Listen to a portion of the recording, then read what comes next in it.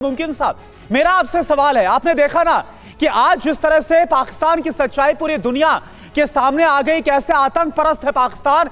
इसके बाद अमेरिका से जो बयान आ रहे हैं, पूरी दुनिया भर से तो आपने बयान देख लिए होंगे पहलगाम हमले को लेकर। पाकिस्तान पूरी तरह से अलग थलग पड़ गया है, क्या करेंगे आप?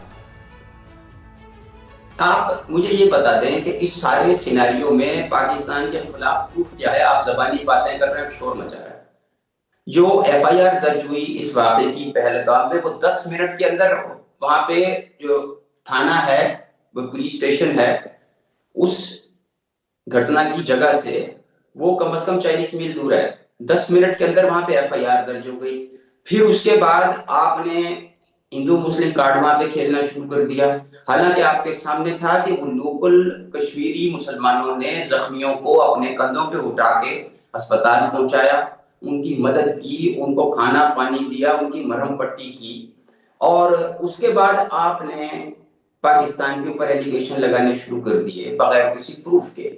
अब आपने अगर वो आदमी पकड़ लिए हैं तो उनके ऊपर 20 लाख का इनाम भी रख दिया। कौन सी मालूमात? मुकीम साहब, दिक्कत जानते हैं क्या है? नहीं, ये जो बातें आप कह रहे हैं, दिक्कत समझिए कहाँ है। अगर आपको दुनिया भर के हजारों प्रूफ दे दिए जाए। रवि, अगर आपकी इजाजत तो मैं बता दूं। मनीष प्लीज देखिए, भारत के विदेश मंत्रालय ने पूरी दुनिया के डिप्लोमेट को बुलाकर और पूरी दुनिया के डिप्लोमेट को बुलाकर ये एविडेंस दिया है कि पाकिस्तान का इसमें हाथ है। हमने जो एफआईआर की वो 10 ही मिनट में नहीं किया। पता नहीं आप लोगों को कौन ऐसी इंफॉर्मेशन आईएसआई देती है कि पाकिस्तान आर्मी देती है, आपके यहाँ एफआईआर होती है कि नहीं पता नहीं, लेकिन हमने एफआईआर बाद में की। उसमें घटना की टाइमिंग बताई थी कि घटना की टाइमिंग क्या है। बाकी जहां तक सवाल है, कश्मीर में जो लोग उस पाकिस्तानी आतंकियों की मदद कर रहे हैं, हम कुछ, क्योंकि कुछ एक लोकल लोग हैं, 2 4 5 10 लोग हैं, क्योंकि देखिए बहुत सारे ऐसे लोग होते हैं जो जयचंद बन जाते हैं, उनके खिलाफ कार्रवाई हो रही है।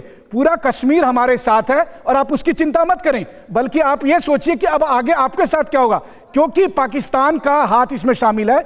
इसलिए इस बार पूरी दुनिया ये मानकर चल रही है कि भारत को कार्रवाई का अधिकार है। आपने कभी देखा किसी भी देश में? अमेरिका और तमाम बड़े देश कह रहे हैं कि भारत के साथ हम हैं और भारत को कार्रवाई का अधिकार है। बस यही मोटी सी बात है जो पाकिस्तान को समझनी है। आप एक तो इंटरप्ट ना करें, आप या तो सवाल करें और मेरे से डायरेक्ट टॉक ना करें। नहीं, मुमकिन साहब, आपकी तरफ से जो गलत जानकारी दी जा रही थी ना, या जो गलत जानकारी आप लोग इस वक्त रखे हुए हैं, उसको करेक्ट कर रहे थे मनीषा, बस इतना काम किया है, आपको सुधारा जा रहा था। अब मैं आपको करेक्ट करता हूं ना, मेरी भी सुने जरा। हाँ। आप 4 आदमी बैठ के मेरे साथ मुकाबला करने की कोशिश कर नहीं बोलिए ना, पूरा मौका आपको दे रहे हैं बार बार।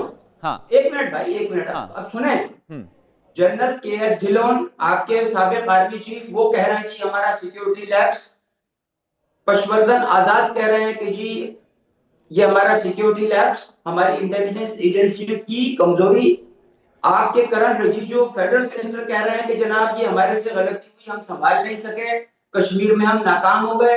अब आप उसको छुपाने के लिए पाकिस्तान पे इल्जाम लगाया जा रहा है। अब आप देखिए फिर आपने क्या कह दिया कि सिक्योरिटी लैब्स। हम कहां कह रहे हैं हमारा सिक्योरिटी लैब्स नहीं है।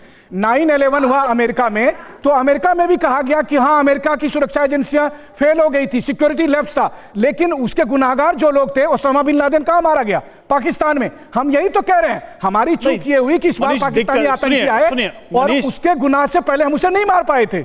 अनीश, मुकीम साहब ये नहीं समझ पा रहे हैं। मुकीम साहब, नहीं, देखिए आपकी गलती नहीं है, आपकी गलती नहीं है। मैं समझ, आपके साथ मेरी सिंपैथी है। आप एक ऐसे मुल्क में रहते हैं जहां सिस्टम, एक स्टेट का आइडिया है ही नहीं, जहां पे स्टेट अगर गलती होती है तो वो उसको एक्सेप्ट करता है। और रवि वो हैं रवि और यहां पर एक और बात है, इतिहास रहा है पाकिस्तान का कि पहले कबूलते नहीं है। अजमल कसाब जो पकड़ा गया था, बोले पाकिस्तानी नहीं है, बाद में खुद प्रूव हुआ, अजमल कसाब ने कबूला था कोर्ट के अंदर कि फरीदकोट का रहने वाला है, पंजाब का रहने वाला पाकिस्तान का, और फिर पाकिस्तान ने माना कि हाँ वो हमारे यहां का है। तो ये तो पाकिस्तान की सच्चाई है।